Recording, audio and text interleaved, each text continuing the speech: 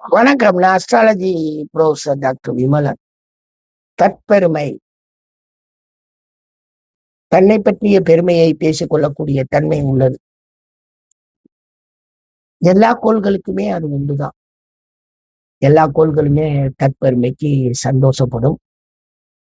தற்பெருமையை ரொம்பவும் அதிகமாக விரும்புறவங்க இந்த மேச லக்னம், மேசராசி, மேச கூட்டங்கள்.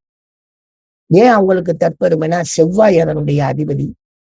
அதுவும் ஆண் செவ்வாய் அப்படிங்கிறப்ப அவங்களுக்கு நான் யார் தெரியுமா, நான் எப்படி இருக்கிறேன் தெரியுமா, என் பணி என்ன தெரியுமான்னு சொல்லி அழகாக பேசக்கூடிய தன்மை உடையவர்கள் இந்த மேச லக்ன மேச ராசிக்காரர்கள், மேச அதிபதிகள்னு வச்சுக்கோங்களேன்.